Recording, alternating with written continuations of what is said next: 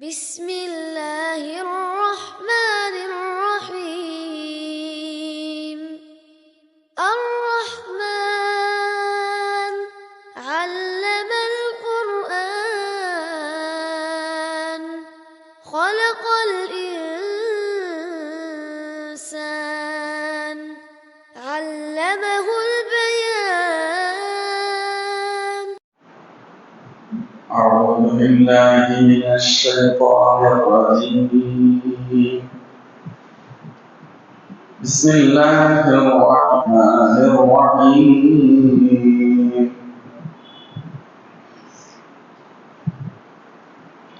فلذلك فادع واستقم كما أمرت ولا تتبع أهواءهم وقل آمنت بما أنزل الله من كتاب وأمرت لأعدل بينكم الله ربنا وربكم لنا أعمالنا ولكم أعمالكم لا حجة بيننا وبينكم الله يجمع بيننا وإليه المصير. والذين يحاجون بالله من بعد ما استجيب له حجتهم داحضة عند ربهم وعليهم غضب ولهم عذاب شديد. صدق الله العظيم.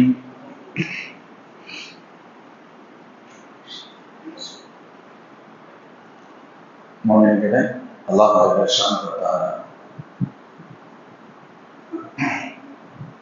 அஷ்ஷூரா அத்தியாயத்தின் 14 வசனங்கள் வரைக்கான விளக்கங்களை இதற்கு முன்பு நாம் பார்த்தோம். அந்த வசனங்களின் இறுதியில் நூஹ் அலைஹிஸ்ஸலாம் அவர்களுக்கு எதை அல்லாஹ் வசியத்து செய்தானோ, உங்களுக்கு எதை வகையாக அறிவித்தோமோ, இப்ராஹிம் அலைஹிஸ்ஸலாம், மூசா அலைஹிஸ்ஸலாம், ஈசா அலைஹிஸ்ஸலாம் போன்ற உலுல் அஸ்ம் நபிமார்களுக்கு எதை நாம் வகையாக அறிவிக்கிறோமோ அந்த தீனை சொல்றோம். அதை உங்களுக்கு தந்திருக்கிறோம், நீங்கள் பின்பற்றுங்கள், அதில் பிளவுபட்டு விட வேண்டாம். முஸ்லிம்களுக்கு நீங்கள் எதன் பக்கம் அவர்கள் நினைக்கின்றீர்களோ அது சிரமமாக தெரிகிறது. ஆனால் அல்லாஹ் தான் நாடியவர்களை அதன் பக்கம் தேர்ந்தெடுக்கிறான். யார் அல்லாஹ்விடத்தில் மீள வேண்டும் என்று நாடுகின்றார்களோ அவர்களுக்கு அல்லாஹ் ஹிதாயத்தையும் தருகிறான். மேலும் அல்லாஹ்வின் தரப்பிலிருந்து தெளிவான விளக்கம் வந்ததற்கு பின்பு அந்த மக்களில் பல கருத்து வேறுபாடு கொண்டனர். ஆனாலும் அல்லாஹ் அவர்களை உடனடியாக தண்டிக்கவில்லை. அதற்கு காரணம், உங்கள் ரப்பின் தரப்பிலிருந்து ஒரு கலிமா வந்து விட்டது, அதாவது யாரையும் இந்த உலகத்தில் உடனடியாக தண்டிப்பது இல்லை, மறுமையை அவர்களுக்கு அவகாசம் கொடுப்பது என்ற கலிமா வந்துவிட்டது. எனவே அவர்களுக்கு உடனடி தண்டனை இல்லை, இல்லையானால் அவர்கள் இந்த உலகத்திலேயே தீர்ப்பு செய்யப்பட்டிருப்பார்கள். மேலும் அவர்களுக்கு பின்பு அந்த மக்களில் வேதம் கொடுக்கப்பட்டோம் முறை அல்லாஹ் திருத்தூதர் ஸல்லல்லாஹு அலைஹி வஸல்லம் விஷயத்திலும் ஈமான் விஷயத்தில் அவர்கள் சந்தேகத்திலேயே இருக்கின்றார்கள், தெளிவில்லாமல் இருக்கிறார்கள் என்று அல்லாஹ் குறிப்பிட்டார். அந்த வசனங்களுக்கான விளக்கங்களை நாம் பார்த்தோம். இவைகள் அனைத்தையும் சொல்லிவிட்டு அல்லாஹ் ஜல்ல ஷானஹு வ தஆலா சொல்கிறான், ஃபலிதாலிக ஃபத்ஹு வஸ்தகீம். யா ரசூலல்லாஹ், அதனால் நீங்கள் அந்த மக்களை இந்த ஈமானின் பக்கம், தீனின் பக்கம் அடையுங்கள். வஸ்தகீம் கமா உமிர்த, நீங்கள் என்ன ஏவப்பட்டிருக்கின்றீர்களோ அதை அப்படியே அதில் நிலைத்திருங்கள். வலா தத்தபிஅ் அஹ்வாஅஹும், அவர்களது மனோஇச்சைகளை நீங்கள் பின்பற்றி சொல்ல வேண்டாம். மேலும் நீங்கள் சொல்லுங்கள், ஆமன்து பிமா அன்ஸலல்லாஹு மின் கிதாப், அல்லாஹ் இறக்கி வைத்த வேதங்களை நான் ஈமான் கொண்டேன் என சொல்லுங்கள். வஉமிர்து லிஅஅதில பைனக்கும், உங்களுக்கிடையே நான் நீதமாக நடக்க வேண்டும் என்று ஏவப்பட்டிருக்கிறேன். அல்லாஹ் ரப்புனா வ ரப்புக்கும், அல்லாஹ் தான் எங்களுடைய ரப்பும் உங்களுடைய ரப்புமாக. லனா அஅமாலுனா வலக்கும் அஅமாலுக்கும், எங்களுக்கு எங்களது செயல்கள் அல்லது அதற்கான கூலிகள், உங்களுக்கு உங்களது செயல்கள் அதாவது அதற்கான கூலிகள் உங்களுக்கு உண்டு. லா ஹுஜ்ஜத பைனனா வ பைனக்கும், நமக்கும் உங்களுக்கும் இடையில் இனிமே தர்க்கம் செய்வதற்கு வேலை இல்லை. அல்லாஹ் எஜ்மான பைனனா, அல்லாஹ் நம் எல்லோரையும் ஒரு நாள் ஒன்று சேர்ப்பான். வ இலைஹில் மஸீர், அவன் பக்கமே மீண்டும் இடம் இருக்கிறது என்று அல்லாஹ் இந்த வசனத்தை இறக்கி வைக்கின்றான். இந்த வசனத்தை, இந்த ஒரு வசனம் ஒரு அற்புதமான வசனம். சொல்லுவாங்க, இந்த வசனம் 10 கருத்துக்களை முன்வைக்கிறது, 10 முக்கியமான விஷயங்களை சொல்கிறது. ஒவ்வொன்றும் தனித்தனியானது, ஒன்றோடு ஒன்று தொடர்புடையவல்ல, தனித்தனி விஷயங்கள், தனித்தனியான பல்வேறு தகவல்களை சொல்லக்கூடியது. சொல்லிட்டு சொல்லப்படும் குர்ஆன் ஷரீஃபில் ஆயத்துல் குர்சியை தவிர்த்து இதற்கு நிகரான வசனம் இல்லை என்று சொல்வார். ஆயத்துல் குர்சியிலும் அதிலும் 10 தகவல்களை உள்ளடக்கியது ஆயத்துல் குர்சி. ஆயத்துல் குர்சிங்கிறது பிரபலமான வசனம். அல்லாஹு லா இலாஹ இல்லா ஹு அல் ஹய்யுல் கய்யூம் லா தஅخذஹு சினத்துன் வலா நௌம் லஹு மா ஃபிஸ் ஸமாவாதி வ மா ஃபில் அர்ض் மன் ذَلَّذِي يَشْفَعُ عِندَهُ إِلَّا بِإِذْنِهِ يَعْلَمُ مَا بَيْنَ أَيْدِيهِمْ وَمَا خَلْفَهُمْ وَلَا يُحِيطُونَ بِشَيْءٍ مِنْ عِلْمِهِ إِلَّا بِمَا شَاءَ وَسِعَ كُرْسِيُّهُ السَّمَاوَاتِ وَالْأَرْضَ وَلَا يَئُودُهُ حِفْظُهُمَا وَهُوَ الْعَلِيُّ الْعَظِيمُ. இது ஒரு வசனம். திருக்கருசூர் சூராவுடைய முதல் பக்கத்திலேயே இந்த வசனம் கிடந்தது. இந்த ஒரு வசனத்தில் 10 பண்புகளை, 10 கருத்துக்களை அல்லாஹ் சொல்றாங்க. முழுக்க முழுக்க அந்த வசனம் அல்லாஹ்வே 10 பண்புகளை சொல்லக்கூடிய வசனம். யாரை பத்தி? அல்லாஹ் பத்தி. அல்லாஹ் யாரு, எப்படிப்பட்டவன், அவனுடைய பண்புகளை விளக்கக்கூடிய 10 பண்புகளை உள்ளடக்கிய ஒரு வசனம் ஆயத்துல் குர்சி. அந்த ஆயத்துல் குர்சிக்கு பின்பு அடுத்த சிறப்பிற்குரியது என்று சொன்னார் 10 தகவல்களை உள்ளடக்கிய இந்த வசனம் தான் இதை விட சிறந்த வசனம் பெறப்படவில்லை என்ற அளவிற்கு இந்த வசனம் முக்கியத்துவத்திற்கு உரியது என்று சொல்லப்படும். இதுல அல்லாஹ் என்ன 10 தகவல்களை சொல்லலாம் என்று பார்த்தார். எடுத்தவுடன் சொல்லலாம், எந்த ஈமான், எந்த ஷரியா உங்களுக்கு நபிமார்களுக்கு வழங்கிய ஷரியத்தை உங்களுக்கு நாம் தந்திருக்கிறோம், வேதமாக வஹீயின் வழியாக எதை உங்களுக்கு நாம் தந்திருக்கிறோமோ அதன் பக்கம் மக்களை நீங்கள் அழையுங்கள், அவர்களுக்கு அழைப்பு பணி செய்யுங்கள். நம்பர் 2, இரண்டாவது, வஸ்தத்தை கமா உமிழ்ந்த, உங்களுக்கு என்ன உத்தரவுகள் பிறக்கப்பட்டிருக்கின்றதோ அதில் நிலைத்திருங்கள், நீங்களும் உங்களுடைய உம்மத்தினரும் அதில் நிலைத்திருக்க வேண்டும். மூன்றாவது, இறைமறுப்பாளர்களின் மன இச்சைகளை நீங்கள் பின்பற்ற வேண்டாம். இணைமறுப்பாளர்களின் கருத்துக்கு நீங்கள் ஒருபோதும் இணங்கவோ இசையவோ வேண்டாம். நம்பர் 4, மேலும் நீங்கள் சொல்லுங்கள், அல்லாஹ் இறக்கி வைத்த வேதங்கள் அனைத்தையும் நான் ஈமான் கொண்டேன் என்று நீங்கள் சொல்லுங்கள். 5, மேலும் உங்களுக்கிடையே நான் நீதமாக நடக்க வேண்டும் என்று உத்தரவு பிறப்பிக்கப்பட்டிருக்கிறேன் என சொல்லுங்கள். 6, அல்லாஹு ரப்புனாக ரப்புக்கும், நமக்கும் உங்களுக்கும் ரப்பு அல்லாஹ் மட்டுமே. 7, லனா அஅமாலுனா வலக்கும் அஅமாலுக்கும், உங்களுக்கு நமக்கு நம் செயல்கள், உங்களுக்கு உங்கள் செயல்கள். எங்களுடைய செயலுக்கு எங்களுக்கு கூலி வழங்கப்படும், உங்கள் செயலுக்கு உங்களுக்கு கூலி வழங்கப்படும். உங்களுக்கு தீய செயல்களால் எங்களுக்கு தீமை இல்லை, உங்களது நல்ல செயல்களால் எங்களுக்கு எந்த நன்மையும் இல்லை. உங்களது நன்மைகள் உங்களுக்கு நல்லது, உங்களது தீமைகள் உங்களுக்கு தீமை. எங்களது நற்செயல்கள் எங்களுக்கு நல்லது, எங்களது தீய செயல்கள் எங்களுக்கு தீமை. 8, லா ஹுஜ்ஜத பைனனா வ பைனக்கும், இனிமேல் நமக்கு மத்தியில் வாத பிரதிவாதங்கள், தர்க்கங்கள், சண்டை சச்சரவுகள் தேவையில்லை. 9, அல்லாஹ் எஜ்மான பைனனா, நாளை மறுமையில் அல்லாஹ் நம் எல்லோரையும் ஒன்று சேர்ப்பான். இங்க வேண்டுமானால் ஒரு வார்த்தையா போயிடலாம், எல்லாரும் ஒன்று சேர்க்கப்படுவோம், அங்கு யார் சத்தியத்தில் இருக்கிறார் என்பது தெளிவாகிடும். 10, இலைஹில் மஸீர், அவன் பக்கமே மீண்டும் இடம் இருக்கிறது. என்னதான் இருந்தாலும் சரி, ஒரு நாள் எல்லோரும் அங்குதான் செல்ல வேண்டும், அவனிடத்தில் தான் செல்ல வேண்டும், அவனிடத்தில் போய்தான் கேட்க வேண்டும். இப்படி 10 பண்புகளை இந்த வசனம் எடுத்து வைக்கிறது. ஃபர்ஸ்ட்ல படிதான் நீங்க யார சொல்லலாம், அந்த மக்களை எந்த ஈமான் உங்களுக்கு வழங்கப்பட்டிருக்கிறதோ, எந்த ஏகம் வழங்கப்பட்டிருக்கிறதோ, இந்த ஈமான் பக்கம், இந்த ஷரியாவின் பக்கம் அந்த மக்களை அடையுங்கள். அதான் உங்களுக்கு வழங்கப்பட்ட தீன் சத்தியம் நிறைந்தது. மேல வந்துருச்சு. ஹஸரத் நூஹ் அலைஹிஸ்ஸலாம், இப்ராஹிம் அலைஹிஸ்ஸலாம், மூஸா அலைஹிஸ்ஸலாம், ஈசா அலைஹிஸ்ஸலாம் போன்ற உலுல் அஸ்முகளுக்கு நாம் எதை தந்தோமோ, உங்களுக்கு வழியாக எதை நாம் அறிவித்தோமோ, அத்தகைய ஷரியாவுடைய மார்க்க சட்டத்திட்டங்கள் உங்களுக்கு தெளிவாக சொல்லப்பட்டிருக்கிறது என்று அல்லாஹ் கூறியிருக்காங்க. இவைகளின் பக்கம் நீங்கள் மக்களை அழையுங்கள்.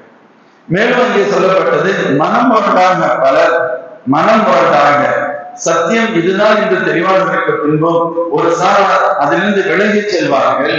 அல்லாஹ்வுடைய தண்டனை உடனே இறங்கி இருக்கும்.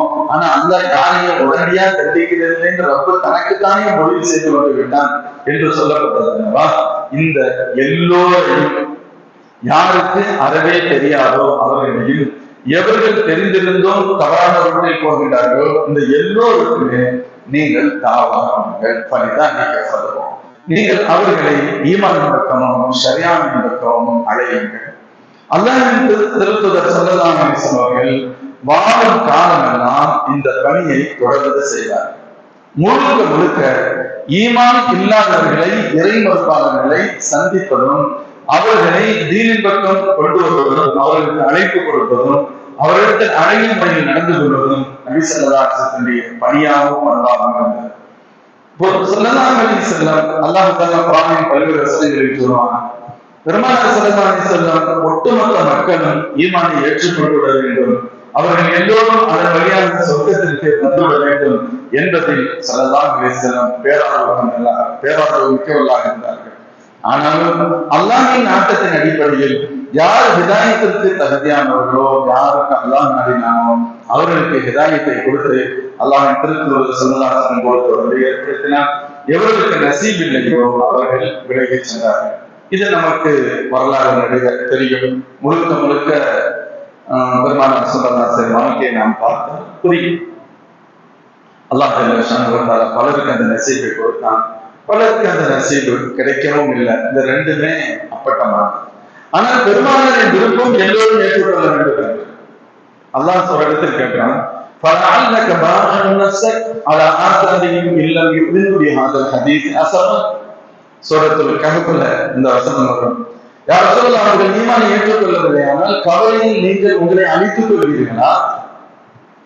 இன்னொரு வசனத்தில் இன்னமா அலைக்கல் பலாக் வ அலைனா ஹிசாப். யா ரசூலல்லாஹ், சொல்வது மட்டுமே உங்கள் பொறுப்பு, மீதி உள்ளவை நம்மை சார்ந்தவை. யா அய்யுஹர் ரசூல் பல்லிக் மா உன்ஸில இலைக்க மின் ரப்பிக். அல்லாஹ்வின் திருத்தூதர் ஸல்லல்லாஹு அலைஹி வஸல்லம், உங்களுக்கு நாம் கொடுத்த இந்த வார்த்தையை மக்களுக்கு நீங்கள் கொண்டு போய் சேருங்கள். அப்படி நீங்கள் செய்யவில்லையானா இந்த மக்களுக்கு தபலீக் செய்யுங்கள், இந்த மார்க்கத்தை கொண்டு போய் சேருங்கள். அப்படி நீங்கள் செய்யவில்லையானால் உங்களுடைய பணித்துவத்தை, இந்த ரிசாலாவை நீங்கள் செய்யவில்லை என்று வந்துவிடும். அப்படி ஒரு பக்கம் அல்லாஹ் உத்தரவிட்டார். எனவே ஸல்லல்லாஹு அலைஹி வஸல்லம் செய்தார்கள் செய்து கொண்டே இருந்தார். இன்னைக்கு நிறைய பேர் தகவல் சொல்றாங்க, இவங்க வந்துட்டாங்க, இவங்க வந்தாலும் அவங்களோட சும்மா நிக்கிறேன், அவங்க 10 பேரை கூப்பிட்டாங்க, எல்லாம் இறை மறுப்பாளர்களே கூப்பிட்டாங்க. இதுல துரியலும் சந்தேகிக்கிறது. முழுக்க முழுக்க அந்த மார்க்கம் இல்லாதவர்கள், தீனை பற்றி தெரியாதவர்கள், ஈமானை ஏற்றுக்கொள்ளாத மக்களை தனித்தனியாகவும் சரி அல்லது கூட்டாகவும் சரி அவர்களை சந்தித்து அவர்கள் மூலமாக பல்வேறு எதிர்ப்புகள், பிரச்சனைகள். இன்னைக்கு நம்ம ரொம்ப சேஃபா பண்றோம். யார்கிட்ட என்ன சொன்னா பிரச்சனை இருக்காதோ அங்கே சொல்றது தயாரா இருக்கும். இல்ல, அது மட்டுமல்ல, எங்கு சொன்னால் பிரச்சனை ஏற்படுமோ அங்கு கூட நிலையமாக சொல்ல வேண்டிய தார்மீக பொறுப்பு இந்த உம்மத்திற்கு இருக்கிறது. இந்த உம்மத்து இன்னைக்கு இந்த தாவாவுடைய பணியிலிருந்து ரொம்ப தூரம் விளையுது. தாவா இல்லவே இல்லை, எந்த 199% இல்லை.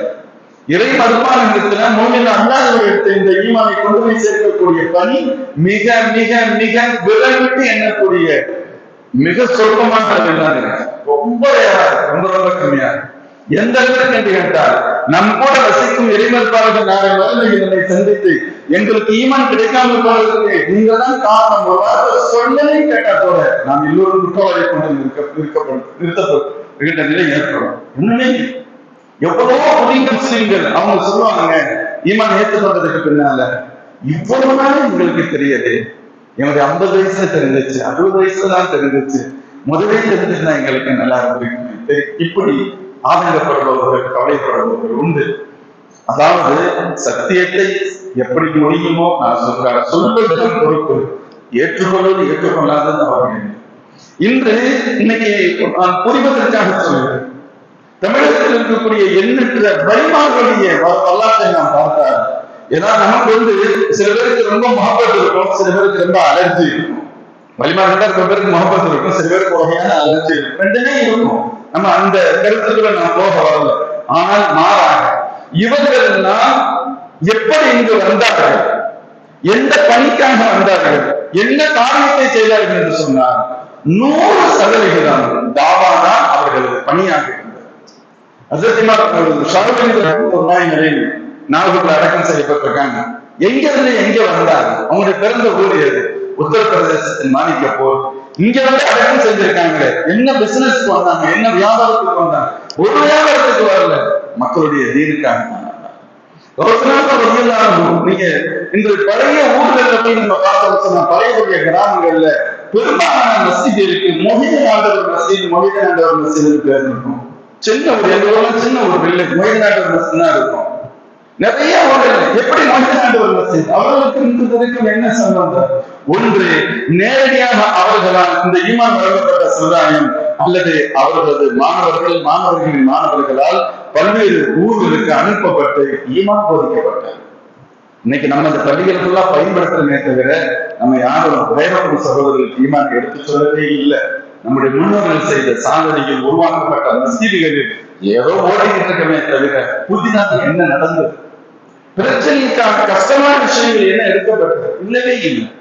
இங்கே தமிழ் சார் சென்னையில் அடக்கம் செய்யப்பட்டிருக்காங்க. யாரு எங்கிருந்து வந்தாங்க, எந்த பர்பஸ்க்கு வந்தாங்க, எந்த நோக்கம்? நான் ஒன்று சொல்றேன். அவருடைய வரலாறு சொல்கிறது, அவர்கள் வாழும் காலத்தில் 97 லட்சம் இறைமறுப்பாளர்கள் ஈமானுக்கு கொண்டு வருவார்கள். இன்னைக்கு சேரத்து பூர்வமா கூட பேசிக்குமா, ஒரே தெரியாது. 97 லட்சம் பேரை ஈமானுக்கு கொண்டு வந்திருக்காங்க. எந்த காலம்? கிட்டத்தட்ட இங்கிருந்து 800 1000 வருடங்களுக்கு முந்தைய காலம் ஏறக்குறைய. இன்னைக்கு நேரத்து இல்ல. அப்ப இந்தியாவுடைய மக்கள் தொகை என்ன? சுதந்திரம் பெறுகின்ற நான் 40 கோடி பேர் தான். 1940 35 கோடி பேர் இருக்கலாம். சுதந்திரம் பெறுகின்ற நேரத்தில் 40 கோடி பேர். அப்படியானால் அந்த நேரத்தில் எவ்வளவு இருந்திருப்போம்? அதில் 90 லட்சம் பேர். 90 லட்சம் பேரும் எப்படிப்பட்டவர்கள்? யார்?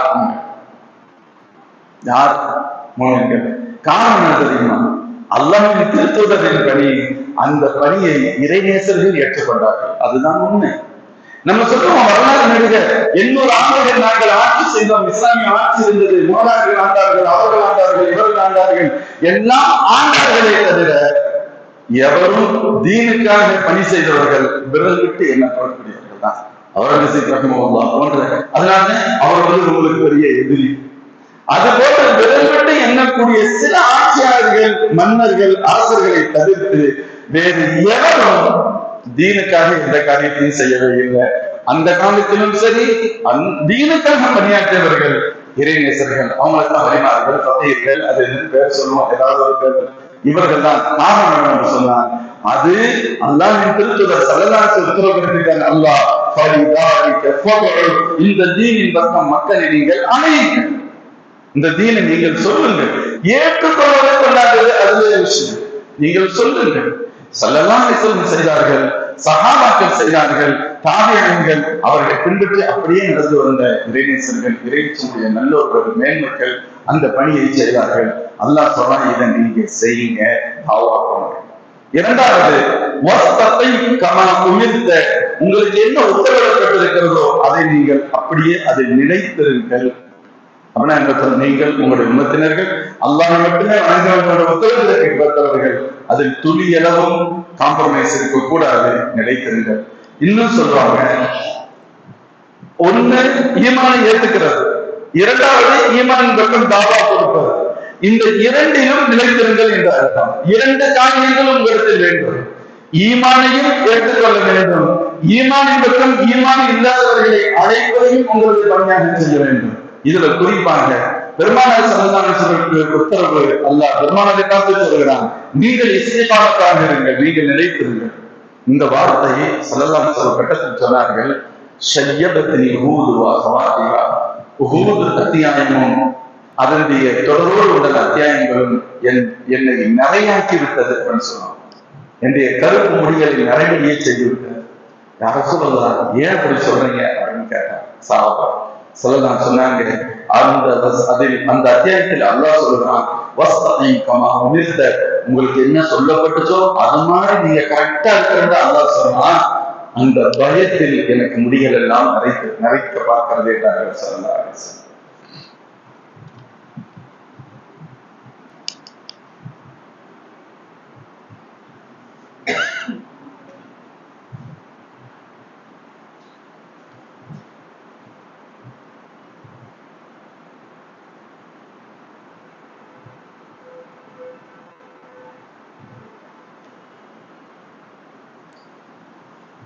இந்த வசனத்தின் இன்னொரு அர்த்தமும் சொல்லப்படும். நீங்க மக்களுக்கு தாவா கொடுங்க, நீங்களும் நிலைத்திருங்கள். பலிதான் நீங்க சொன்னா, எந்த தீனில் மக்கள் தங்களை ஆர்வமாக இணைத்துக் கொள்ள வேண்டுமோ அந்த தீனை விட்டு விலகி இருக்கின்ற நேரத்தில் அதன் பக்கம் அழைப்பு கொடுக்க வேண்டிய தார்மீக பொறுப்பு உங்களுக்கு இருக்கிறது என்பதும், மேலும் யார் தங்களுடைய மனுவை சென்றாலும் இந்த தீனுக்கு மாற்றமாக இருக்கிறார்களோ அவர்களை அழைப்பது, அவர்கள் திருந்த முடியாத பட்சத்தில் அவர்கள் வரல அப்படின்னு சொன்னா குறைந்தபட்சம் அவர்கள் மீது ஒரு வகையான கோபமாக இருக்க வேண்டும். குறிப்பாக ஈமானுக்கு உள்ளேயே இன்னைக்கு நம்ம பார்க்கிறோம், அதாவது பிரிவுகள் சொல்லலாம் சொன்னாங்க, என்னுடைய உம்மத்து 73 பிரிவாக இருக்கும், 1 மட்டும்தான் சொர்க்கத்துக்கு போகும், மீது 72 கூட்டம் வழிகேட்டில் இருக்கும்னு சொன்னாங்க. அவர்கள் வழிகேட்டிலும் விதாத்திலும் இருப்பார்கள் என்று எச்சரிக்கப்பட்டார். பொதுவாக சொல்லுவாங்க, அதாவது ஒரு தவறான கொள்கை, தவறான செயல், தவறான அமல்கள் உள்ளவனின் பக்கம் அன்பை வெளிப்படுத்த கூட ஒரு வகையான வெறுப்பை ஏற்பட வேண்டும் சொல்றாங்க. அவனிடத்தில் ஒருவர் அவரை கடிந்து கொண்டார், அல்லாஹ் அவருடைய கல்வை ஈமானாலும் அச்சமற்ற தன்மையாலும் நிரப்புவான் என்றும், மேலும் யார் அது போன்ற தவறானவர்களுக்கு கண்ணியம் செய்து அவர்களை மீண்டும் தவறின் பக்கம் தூண்டாமல் இருக்கின்றார்களோ நாளை மறுமையில் ஏற்படக்கூடிய திடுக்கங்களிலிருந்து அவர்களுக்கு அல்லாஹ் பாதுகாப்பை தருவான் என்று சொல்லப்பட்டார். இன்னைக்கு நம்மள கூட சில பேர் அவன் இஷ்டத்துக்கு மனம் போன போக்குல நடப்பான், அல்லாஹ் ரசூலுக்கு மாற்றம் செய்வான், ஏதோ ஒரு இதுல இஷ்டத்துக்கு குர்ஆனுக்கு வழக்கம் சொல்லுவான், ஹதீஸுக்கு வழக்கம் சொல்லுவான். நம்ம என்ன செய்யணும், நமக்கு என்னத்துக்கு அப்படின்னு நினைப்போம். அப்படி இந்த நமக்கு என்னத்துக்கு நினைக்கிறது தான் நிறைய தவறுகள் இருக்காங்க. இன்னைக்கு இந்தியாவுடைய இவ்வளவு பெரிய தீமைகள் நடைபெறுவதற்கான காரணம் என்ன அப்படின்னு சொன்னா, தவறு செய்யக்கூடியவர்களை விட நல்ல மக்கள் சைலண்டாக இருக்கிறான், அமைதியா இருக்கிறான். நமக்கு என்னத்துக்கு வம்பு அப்படின்னு நினைக்கிறாங்கல்ல, இதனால் தான் தீமைகள் அதிகமாகிறது, பெருக்கிறது என்று சொல்லப்படுது. அதனால சொல்லப்படும், இந்த தவறான சிந்தனையுடையவர்களிடத்தில் அவங்கள சில சமயத்துல அவன் தப்பானவனா இருப்பான், அவன் இவங்க ஏதோ ஒரு வகையில அவன் நமக்கு இடையூறு செய்வாங்கிறதுக்காக அவனை கண்ணியப்படுத்துவாங்க, அல்லது அவன்கிட்ட ஏதாவது பெறணுங்கிறதுக்காக கண்ணியப்படுத்தலாம். சொல்லலாம் எச்சரிப்பார்கள், தவறானவர்கள் என்று தெரிந்திருந்தும் அவர்களை கண்ணியப்படுத்துகின்ற காரியத்தை ஒருவன் செய்தால் அல்லாஹ் இவனை இழிவுபடுத்துவான். அதை செய்யவில்லையானால் அந்த நேரத்தில் இவனுக்கு சில நெருக்கடிகள் ஏற்பட்டாலும் சரி, அல்லாஹ்வுடைய பேருதவி நாளை மறுமையில் கிடைக்கும் என சொல்லப்படுகிறது. ஹஸரத் அப்துல்லாஹ் இப்னு முபாரக் ரஹ்மத்துல்லாஹி அலைஹி இவர் மிகப்பெரிய இறைநேசர். அவங்களுடைய வரலாற்றை பற்றி சொல்லுகின்ற பொழுது சொல்லப்படும், ரொம்ப பெரிய இறைநேசர், ரொம்ப அவங்களுடைய இறையச்சத்திற்கு இவ்வளவுதான் அப்படின்னு சொல்ல முடியாது. சொல்லுவாங்க, ஒருத்தர் வீட்டை வைப்பார், உதாரணத்துக்கு 2.5 லட்சம் விற்கிற வீட்டை 25 லட்சம்னு சொல்லுவார். வாங்குறவர் கேட்பாரு, என்னங்க ரேட்டு சொல்றீங்க? எல்லா வீடும் இந்த ஏரியாவுடைய ரேட்டு, மார்க்கெட் வேல்யூன்னு ஒண்ணு இருக்குல்ல, இந்த ஏரியாவுடைய ரேட்டே 2.5 லட்சம் தானே, நீங்க 25 லட்சம் சொன்னீங்களே, ஏய் என் வீடு எங்க இருக்கு தெரியுமா? அப்துல்லாஹ் முபாரக் வீட்டுக்கு பக்கத்து வீடு, அதுக்கான ரேட்டு அது அப்படின்னு சொன்னாங்க. இவ்வளவு பெரிய ரொம்ப பெரிய மகா. யாராவது கேட்டா எதையும் அப்படியே தானம் தர்மம் செய்யணும். ஒருத்தர் உதவி கேட்டார், உங்களுக்கு என்ன வேணும்னு கேட்டாங்க, ஒரு 500 திரகம் வேணும்னு சொன்னாங்க. அல்லாஹ் வசதியை கொடுத்துருங்க. இவங்க தன்னுடைய பொருளாதாரத்துக்கு அது ஒரு தபம் கொடுத்தாங்க, இவருக்கு 5000 கொடுக்கணும்னு சொல்லி எழுதி கொடுத்துருக்காங்க. அவர் போய் அதை கொடுத்தவன்னு அவர் கேட்டாரு, உங்களுக்கு எவ்வளவு தேவைன்னு கேட்டார். அவர் சொன்னாரு, எவ்வளவு கேட்டீங்க அவங்கள்ட்ட அப்படின்னு. நான் 500 கேட்டேன் அப்படின்னாரு. இங்க 5000 இருக்கு, உங்களுக்கு தேவை எவ்வளவு? 500. நீங்க கேட்டது 500, அவ்வளவுதான் கேட்டீங்களா? சரி, ஒருவேளை தப்பா இருந்திருக்கலாம், நீங்க போயிட்டு திருப்பி எழுதிட்டு வாங்க, 500 போதும், 500 தான் நான் கேட்டேன்னு சொல்லுங்க. அவங்க போய் சொன்னாங்க, இப்படி நான் இங்க போனேன், அவங்க கேட்டாங்க, இப்படி சொன்னேன், திருப்பி எழுதிட்டாங்க. 5000 அழிச்சிட்டு 10,000 சொல்லி எழுதி. அவர் பார்த்தாரு, இங்க வந்து பார்த்தா என்னடா அந்த 5000 10,000 எழுதி கொடுத்துட்டான். சரி, பழைய 5000 இருக்கட்டும், நீ 5000 திருப்பிட்டு வந்துடு அப்படின்னு சொன்னாங்க. 5000 நான் கொடுத்துட்றேன். திருப்பி போனாங்க, 15,000 எழுதணும். திருப்பி, உனக்கு என்ன வேலை சொல்றது சரி, காசு என் காசு, அதுதான் எனக்கு கொடுத்துருக்கேன், நான் கொடுன்னு சொல்றேன். எதுக்கு இதை சொல்ல வரேன்? இவ்வளவு உயர்ந்த ஒரு மிகச்சிறந்த மாமனிதர்கள் ஒருவர் இப்னு முபாரக். அவங்க சொல்றாங்க, அல்லாஹ் என்னிடத்துல ஒரு விஷயத்துல என்னை 30 வருடங்கள் அல்லாஹ் என்னை நிறுத்தி வச்சுட்டான். ஒண்ணு சொல்லாம என் நிலை என்னவென்று எனக்கு தெரியாத நிலையில் இருந்தேன்.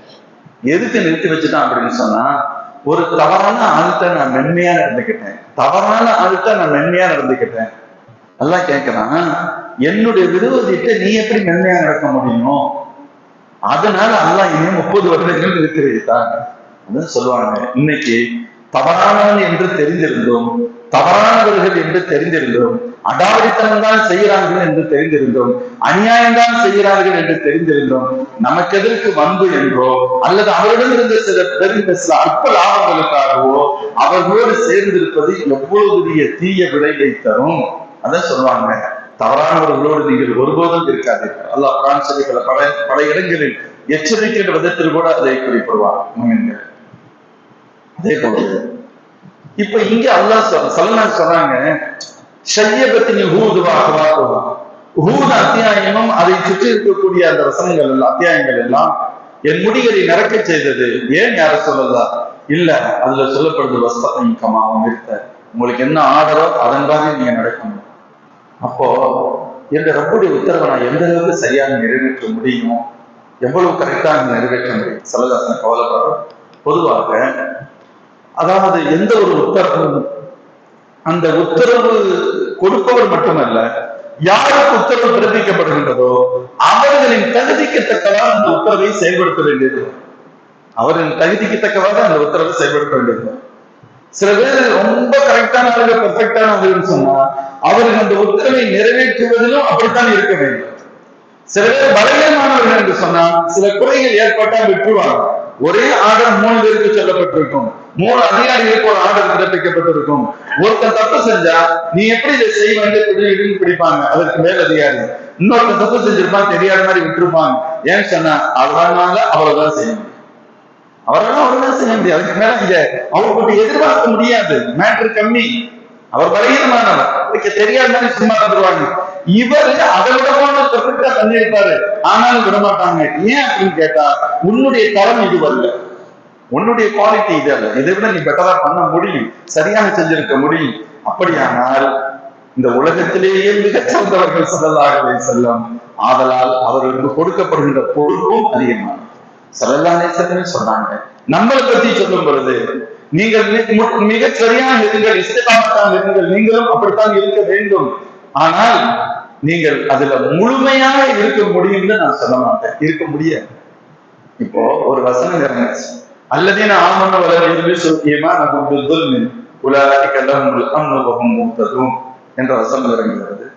சஹாபாக்கள் பயப்படுறாங்க. அல்லாஹ்வுடைய வசனத்தின் கருத்து என்ன அப்படின்னு கேட்டா, யார் ஈமான் கொண்டு அந்த ஈமானில் துல்ம் கலக்கவில்லையோ, அநீதம் கலக்கவில்லையோ அவர்கள் வெற்றியாளர்கள், நேர்வழி பெற்றவர்கள் அப்படிங்கிற கருத்து. அப்ப பயப்படுறாங்க, நம்மள்கிட்ட யார்கிட்ட துல்ம் இல்லாம இருக்கு. அல்லாஹ் நமக்காக இன்னொரு வசனத்தை ஸல்லல்லாஹு அலைஹி வஸல்லம் சொல்லி காமிச்சாங்க. இங்க துல்ம் என்பதற்கு நீங்க நினைக்கக்கூடிய சாதாரண இந்த அநியாயங்கள் என்பது, தவறுகள் என்பது பொருள் அல்ல, ஷிர்க் அப்படின்னு அர்த்தம்னு ஸல்லல்லாஹு அலைஹி வஸல்லம் சொன்னாங்க. சஹாபாக்களை சாந்தப்படுத்துவது. அல்லாஹ் குர்ஆன்ல சொன்னான், யா அய்யுஹல்லதீன ஆமனு தக்குல்லாஹ் ஹக்க துகாத்திஹி, மூமின்களை நீங்க அல்லாஹ்வை பயப்படணும், அவனை பயப்படுற மாதிரி பயப்படணும்னு சொல்றான். வார்த்தையை பார்த்தீங்கன்னா யா இல்லாம முத்தகுல்லாஹ் ஹக்க துகாத்தி வலா தமூதுன்ன இல்லா வ அன்தும் முஸ்லிமூன். முஃமின்களே அல்லாஹ்வை பயப்படணும். அவனை எப்படி பயப்படணும் அப்படி பயப்படணும். அல்லாஹ் பயப்படணும். யா இல்லாம முத்தகுல்லாஹ் போதும் தானே, யா இல்லாம முத்தகுல்லாஹ் வார்த்தை போதும். ஆனா அல்லாஹ் என்ன சொல்றான், யா இல்லாம முத்தகுல்லாஹ் ஹக்க துகாத்திஹி, அவனை பயப்படுற மாதிரி பயப்படணும். முஸ்லிம்களாக மட்டுமே மரணமாக வேண்டும். வலா தமூதுன்ன இல்லா வ அன்தும் முஸ்லிமூன். இந்த வசனம் இறங்கியது சஹாபாக்கள் பயந்து போயிட்டாங்க, பயந்துட்டாங்க. ஏன் அல்லாஹ் சொல்றான், அல்லாஹ் எப்படி பயப்படணும் அப்படி பயப்படணும். அல்லாஹ் இப்படி இப்ப ஆளாளுக்கு மாறும். ஒரு ஸ்டூடெண்ட் கிளாஸ் டீச்சருக்கும் பயப்படலாம். கிளாஸ் டீச்சர் வர்றாங்க, அந்த பயம் ஒரு அளவுதான் இருக்கும். அதுக்கடுத்து கொஞ்சம் சகஜமா பேச ஆரம்பிச்சு. பிரின்சிபால் வர்றாங்க, கூடுதல் கொஞ்சம் பயம் இருக்கும். கரஸ்பாண்டன்ட் வர்றாரு, ரொம்ப நல்லவங்க மாதிரி அமைதியா இருக்கும். என்ன அர்த்தம்? அப்ப ஒருவருடைய தரம் மாற மாற ஆப்போசிட் பார்ட்டியுடைய பயத்துடைய அளவும் கூடுதல் குறைவு ஏற்படும். இது இயல்பான விஷயம், இயல்பானது. ஒரு தன்னுடைய மேலதிகாரி டைரக்டா ஒரு எஸ்ஐ இன்ஸ்பெக்டருக்கு பதில் சொல்லணும், அந்த பயம் வேறு. ஒரு டிஎஸ்பிக்கு முன்னால நிக்கிறான், அந்த நிலை வேறு. ஒரு எஸ்பிக்கு முன்னால நிக்கிறாரு, அப்ப எஸ்ஐயுடைய நிலை வேறு. ஒரு டிஜிபிக்கு முன்னால நிக்க வேண்டிய தேவை ஏற்படுகிறது, அப்ப உள்ள நிலை வேறு. ஏன்னா தனக்கு மேல 10 அடுக்கு மேல்நிலையில் இருப்பவர்கள், அவன் ஒரு ஆர்டர் போட்டா மேட்டர் ஓவர், என் சேப்டர் காணி. இவர் ஒண்ணும் பண்ண முடியாது, எனக்கு டைரக்டா நேர் மேல ரெக்கமெண்ட் பண்ணி தான் அனுப்ப முடியும். அவன் சைன் பண்ணிட்டாங்க, மேட்டர் முடிஞ்சிச்சு. இப்ப நமக்கு பயம் இருக்கும், இயல்பான கூடுதலா இருக்கும். அப்படிலாம் பார்த்தா அல்லாஹ்வை பயப்படணும்னு சொன்னா எப்படி பயப்படும்? சஹாபாக்கள் சொல்றாங்க, யார் சூழல்லா அழுகுறாங்க, கவலைப்படுறாங்க. நாங்க எப்படி அல்லாஹ்வை அவனை எப்படி பயப்பட முடியும்? ஏதோ பயப்படுவோம். அவருடைய தரம் என்பது என்ன? அந்த நம்முடைய தரத்திற்கு நிகரான அவன் வச்சு நாங்க பயப்படணும்னு சொன்னா எங்களால எப்படி முடியும்? அப்ப நாங்க எல்லாருமே தப்பு செஞ்சவங்களை ஆயிடுவோம் என்று கவலையை வெளிப்படுத்துகின்ற பொழுது, சஹாபாக்களின் தீர்வுக்காக, கவலையை போக்குவதற்காக அல்லாஹ் இன்னொரு வசனத்தையே இறக்கி வைத்தான். முடிந்த அளவிற்கு அல்லாஹ் பயந்து கொள்ளுங்க. நம்ம இதை மட்டும்தான் நம்ம வச்சுக்கிட்டோம். ஃபர்ஸ்ட் பார்த்து தெரியாது, அதை சொல்றதே இல்லை. இது அவர்களின் ஆறுதலுக்காக கொடுக்கப்பட்ட. பயப்படாதீங்க, நீங்கள் பலகீனமானவர்கள், உங்களுடைய பலகீனம் நமக்கு தெரியும். நீ அதுக்காண்டி லூஸ்ல உங்களை விட முடியாது, நீங்க செய்துதான் ஆக வேண்டும். உங்களால எவ்வளவு முடியும் அந்த அளவிற்கு செய்யுங்க. அதற்கு மேல் நீங்க ஒரு பிரச்சனையில விட்டுருங்க. யாருக்காக? சஹாபாக்கள். அப்ப எவ்வளவு பயம், எவ்வளவு பயம். அப்ப சஹாபாக்களுக்கு அவ்வளவு பயம் சொன்னா ஸல்லல்லாஹு அலைஹி வஸல்லம் எவ்வளவு இறைச்ச முடியும். ஸல்லல்லாஹு சொன்னாங்க, அல்லாஹ் சொன்னது உங்களுக்கு என்ன ஆர்டரோ அதன் பிரகாரம் நீங்கள் நடக்கணும், அதில் உறுதியாக இருக்க வேண்டும் என்று சொன்னது எனக்கு அச்சத்தை தந்தது. அந்த அச்சம் எனக்கு நிறைய கூட ஏற்படுத்தியது அப்படின்னு சொன்னான் அல்லாஹ்வின் திருத்தூதர் ஸல்லல்லாஹு அலைஹி வஸல்லம். சொல்லி இறையச்சம், அவருடைய உயர்வு எப்படிப்பட்டது என்பதையும் நம்மால் தெரிய முடியும். அப்ப ஃபலிதாலிக ஃபதுல் வஸ்தகின் கமா உமிர். மூணாவது அல்லாஹ் சொன்னான், வலா தத்தபி அஹ்வாஅஹும். யா ரசூலல்லாஹ், அவர்களது மனோ இச்சைகளை நீங்கள் பின்பற்றி விடாதீர்கள். ஆப்போசிட் பார்ட்டி பல பேரு அவர்களுடைய விருப்பத்தை நாம் எடுத்துக்கொள்ள வேண்டும் என்றுதான் கருதுவார்கள். அல்லாஹ் சொல்றாங்க, யா ரசூலல்லாஹ், முஷ்ரிக்கீன்களுடைய அந்த மனோ இச்சைகளை நீங்கள் பின்பற்ற வேண்டாம். அவங்களுக்கு நம்ம ஏகப்பட்ட சொல்றோம், அவன் ஏகப்பட்ட கடவுளை வச்சு வணங்கிட்டு இருக்கான். அவனுடைய விருப்பம் என்ன, நாமும் அதை ஏற்றுக்கொள்ள வேண்டும் என்பது அவனுடைய விருப்பம். அது அவனுடைய விருப்பம் தானே. அவங்களுடைய சிலைகளை, அவங்களுடைய இதுகளை நம்ம கண்ணியப்படுத்த நினைக்கிறாங்க. நம்ம இவன் கொண்டு போற சிலைக்கு நம்ம மாலை போட நினைக்கிறாங்க. உங்களை ரோட்டில் போகாதீர்கள் என்று சொல்ல மாட்டோம், நீங்கள் போவதற்கு இடையூறு ஏற்படுத்த மாட்டோம். நான் இதுக்கு முன்னாடி கூட ஒரு தகவல் இந்த விஷயத்தை எடுத்து சொன்னேன். நம்ம எப்படி நடந்துக்கிறோம், நம்முடைய ஈமானின் நிலை என்ன, ஈமானின் நிலை என்ன. இப்போ ஒரு வைரகம் சகோதரருடைய இது எல்லோரும் வசிக்கக்கூடிய இடம், எல்லோரும் வசிக்கும் பொது இடம். இந்த நாடு எல்லோரும் வசிக்கக்கூடிய இடம், இந்த ஊர் எல்லோரும் வசிக்கக்கூடிய இடம். ஒவ்வொருவரும் அவரவர் காரியத்தை செய்வார்கள். நம்ம முஸ்லிம்கள் மட்டுமே இருக்கக்கூடிய சவுதியிலையும் மற்ற இடத்துலையும் இல்லை. இப்ப அவர்கள் ஒரு காரியத்தை செய்கிறார்கள், ஷிர்கை செய்கிறார்கள், ஒரு தவறான காரியத்தை செய்கிறார்கள் என்று சொன்னால் குறைந்தபட்சம் அந்த அவர்கள் செய்வதை நீ குற்றம் என்று சொல்வதற்கோ இதை நிறுத்துங்கள் என்று சொல்வதற்கு உனக்கு அனுமதி இல்லை, அதை சொல்ல வேணும். ஆனால் அதே சமயத்துல என்னமோ நம்முடைய ஒற்றுமையை காமிக்கிறதுக்கும் நம்முடைய நல்லிணக்கத்தை காமிக்கிறதுக்கும் அவங்களுக்கு மாலை போட்டு வரவேற்கிறதும் அவங்க ஆரத்தி இருக்கு, இந்த தேவை இல்லை, இந்த தேவை இல்லை. இதை விரும்புவாங்க. அவர்கள் மனோச்சைகளை நீங்கள் பின்பற்றாதீர்கள். நமக்கு என்ன அவசியம் இருக்கு? அப்ப நீங்க எங்களை மதிக்க மாட்டீங்க. உன்னை மதிக்கவில்லை என்பதற்கு இது மதிப்பதும் மதிக்கவில்லை என்பதற்கு இது அடையாளம் அல்ல, இது அளவோடு அல்ல. உனக்கு ஏதாவது இடையூறு செய்யறோமா சொல்லு. உனக்கு என்ன இடையூறு செய்யணும்? உனக்கு என்ன கஷ்டம்? நீ செய்யறத நாங்க செய்யணும். எங்களுக்கு முஸ்லீம் இல்லையே, நாங்க உங்களோட சேர்ந்து தூக்கிட்டு போயிருவோம்.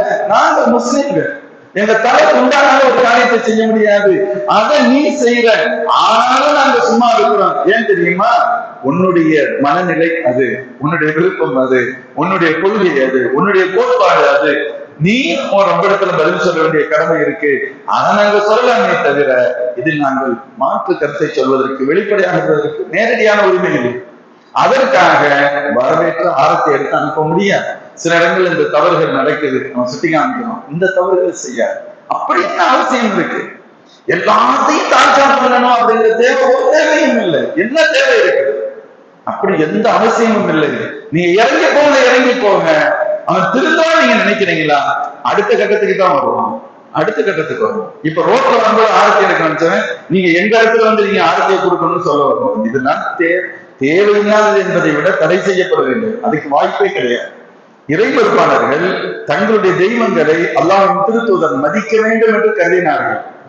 அல்லாஹ் சொன்னான், அவருடைய மனநிச்சயங்களுக்கு நீங்கள் அதை ஃபாலோ பண்ண முடியாது, இது பண்ண முடியாது. அதான் சொன்னாங்க. இது இந்த விஷயத்துல பொதுவாகவே மனிதனுடைய ஹவா, அந்த மனோ இச்சை இருக்கிறது, அதுதான் ரொம்ப ரொம்ப ஆபத்தான இயல்பாங்க. சொல்லுவாங்க, ஒவ்வொரு பொருளுக்கு ஒரு ஆபத்து உண்டு.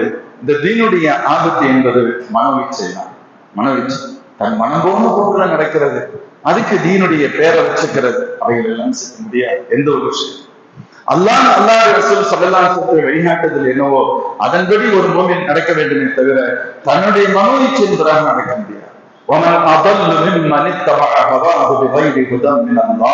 அல்லாஹ் என்பதை தெளிவாக சொல்லி இருக்க, அதை விட்டு தன் மனோ இச்சையை ஒருவன் பின்பற்றுவார்கள், இவனை விட வழிகேடன் உலகத்தில் வேறு யாரும் இல்லை.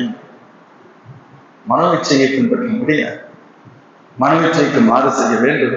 எவருடைய மனோ இச்சையும் நான் பின்பற்ற முடியாது. சில இடத்துல என்ன நினைப்போம், எனக்கு இதுல உடன்பாடு இல்லை, அவங்க விரும்புறாங்க அதனால செஞ்சேன். அவங்க விரும்புறா நீ செஞ்சுவியா? என்ன அவசியம் இருக்கிறது? என்ன தேவை இருக்கிறது? அவங்க விரும்புறாங்க செஞ்சேன். அது மாதிரி உள்ளதுக்கு அல்லாஹ் சொல்றான், அவர்களின் அந்த முஷ்ரிக்கீன்களின் மனோ இச்சையை ரசூலுல்லாஹ் நீங்கள் பின்பற்ற வேண்டாம்.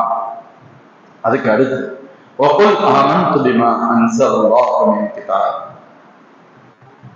மேலும் யார் ரசூலுல்லாஹ் நீங்கள் சொல்லுங்கள், அல்லாஹ் இறக்கி வைத்த வேதத்தை ஏற்றுக்கொண்டேன் என்று நீங்கள் சொல்லுங்கள்.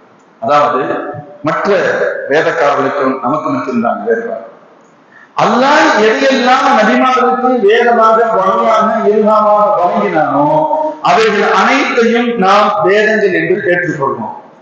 அவர்களோ ஒரு சாரா தௌராத்தை ஏற்றுக்கொள்கின்ற யூதர்கள் இஞ்சிலை ஏற்றுக்கிற மாட்டாங்க, இஞ்சிலை ஏற்றுக்கொள்கின்ற யூதர்கள் தௌராத்தை ஏற்றுக்கிற மாட்டாங்க, இரண்டு பேரும் சேர்ந்து குரானை ஏற்றுக்கிற மாட்டாங்க.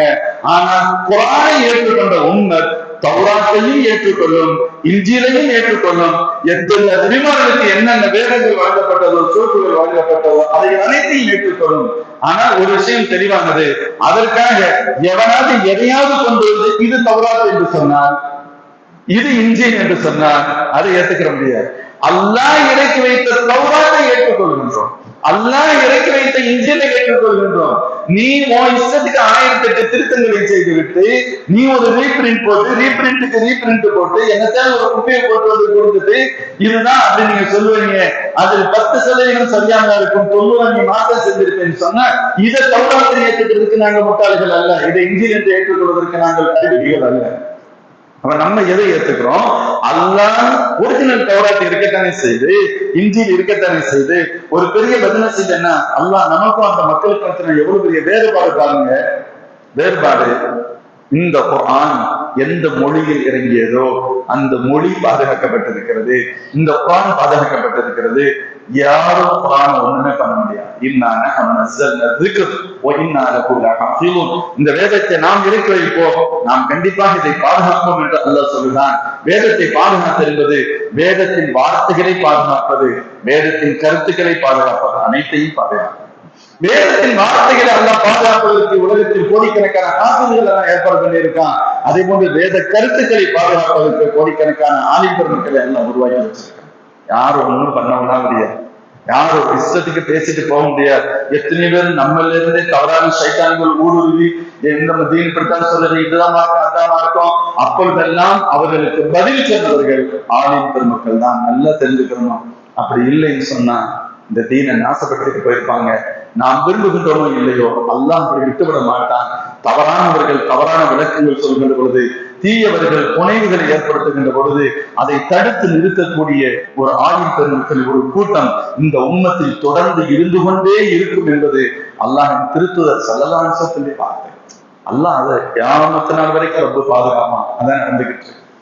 இப்ப நம்முடைய ஒரிஜினாலிட்டி அரபு மொழி எந்த மொழியில் இறங்கியதோ அந்த மொழியில் குர்ஆன் இருக்கிறது. மற்ற வேதங்கள் டிரான்ஸ்லேஷன் வச்சுக்கிட்டு இதை வேதம் சொல்றாங்களே தவிர, பட் ஆனால் எந்த மூல மொழியில் இறங்கியதோ அதுவே அவர்களிடத்தில் இல்லை. எண்ணற்ற மாற்றங்கள், திருத்தங்கள், குழப்பங்கள். அதனால இவங்க வச்சிருக்கிறத அப்படியே ஏற்றுக்கணும்னு யாரும் தவறாக புரிந்து கொள்ள கூடாது. ஆனால் அல்லாஹ் மூசா அலைஹிஸ்ஸலாத்துக்கு இறக்கிய தௌராத் இருக்கிறது, அது சத்தியம்தான்.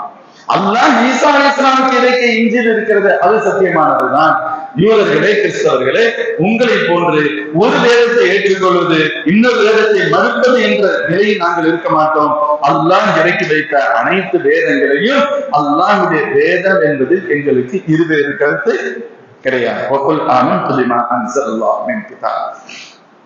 இன்னும் சூஃபியாக்கள் ஞானிகள் சொல்றாங்க, ஒண்ணு அந்த எல்லா வேதங்களையும் அப்படியே எடுத்துக்கொள்வது. நபிமார்களுக்கு மத்தியில பிரிவினை பண்றது இல்லை, அவங்க பிரிவினை செய்வாங்க, அவங்க பிரிப்பாங்க.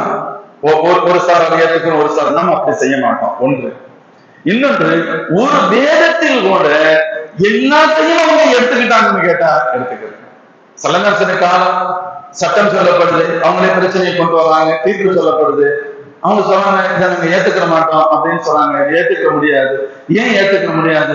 எங்க தௌராத்துலயும் இப்படி இல்லையே. சல்லல்லாஹு உங்க தௌராத்துல அப்படித்தான் இருக்குன்னு சொன்னாங்க. உங்க தௌராத்துல அப்படித்தான் இருக்கு. தௌராத்தை எடுத்துட்டோம்னு சொல்லப்பட்டது. அவங்களுக்கு தைரியம் எடுத்துட்டு வந்து, உங்களுக்கு தெரியாதுல, படிக்க தெரியாது நினைப்பு கொண்டு வந்தாங்க. இந்த இடத்த நீ படின்னு சொன்னாங்க. படிக்கும் போது ஒரு மாதிரியா அப்படியே பட்ட சில பேர் இந்த டபுள் கேர் விளையாடுற மாதிரி வாசிப்பாங்க இல்ல, எக்ஸாம்ல பரிச்சை எழுதுற பசங்க எழுதுவான், அப்புறம் அதை ஒரு அடிச்சு எழுதுவான். இது சரியா இருந்தா இதுன்னு நினைச்சுக்கிறட்டும் வாத்தியார், அது சரியா இருந்தா அது சரி நினைச்சுக்கிறட்டும் அப்படிங்கிற மாதிரி இந்த வேலையெல்லாம் செய்ய முடியாது. ஒரு மாதிரியா வாயிலான இது குர்ஆனுடைய வசனம். يلبون ألسنتهم بالكتاب لتحسبوه من الكتاب وما هو من الكتاب. தன்னுடைய நாவுகளை சுழற்றி அவர்கள் வித்தியாசமாக படிக்கிறார்கள். நீங்கள் இதை வேதம் என்று ஏற்றுக்கொள்ள வேண்டும் என்பதற்காக, ஆனால் அது வேதம் அல்ல, وما هو من الكتاب. இது மாதிரி பண்ண வந்தாங்க. ஹஜ்ரத் அப்துல்லாஹ் இப்னு ஸலாம் ரலியல்லாஹு அன்ஹு போன்றவர்கள் சமீபத்தில் தீன் இஸ்லாத்தை ஏற்றுக்கொண்டிருந்தாங்க. தௌராத்துடைய மிகப்பெரிய ஸ்காலர், தௌராத்தை கரைச்சு கொடுத்தவங்க. அவங்க பக்கத்துல தற்செயலா இருந்தாங்க. செய்யது ஒழுங்கா படின்னு சொன்னாங்க. மரத்துக்கு படிக்கிறது, நாட்கள் இது பண்றது சொல்லப்படுறது. நீ ஏற்றுக்கொண்ட வேதத்தை கூட சரியான பின்பற்றாத சொல்றாங்க. நீ ஏற்றுக்கொண்ட வேதத்தையே அந்த வெளிப்பட்டது இல்லை. தங்களுக்கு பிடித்த ஒன்றை ஏற்றுக்கொள்வது, ஒரு பகுதியை ஏற்றுக்கொள்வது, தங்களுக்கு பிடிக்காத இன்னொன்றை விட்டு விடுவது என்ற சிந்தனையில் இருந்தவர்கள். அந்த சிந்தனை, அந்த அந்த மனோநிலை இங்கே சொல்லப்படுகிறது. எல்லா வேதத்தையும் ஏற்றுக்கொள்வது என்பது மட்டுமல்ல, நாம் ஒப்புக்கொண்ட வேதத்தின் அனைத்து கருத்துக்களையும் பின்பற்றி நடப்பதும் நான் ஈமான் கொண்டேன் என்பது ரெண்டு விஷயம். எல்லாவற்றையும், எல்லா வேதங்களையும் ஏற்றுக்கொண்டேன், என் வேதத்தின் எல்லா கருத்துக்களையும் கூட நான் முழுமையாக ஏற்றுக்கொண்டேன் என்ற சிந்தனை உள்ளத்தில் வருக. இந்த சிந்தனை யூதர்களிடத்திலோ கிறிஸ்தவர்களிடத்திலோ இல்லாத சிந்தனை. இரண்டாவது, அல்லாஹ் சொல்லிட்டு சொல்றான், உங்களுக்கு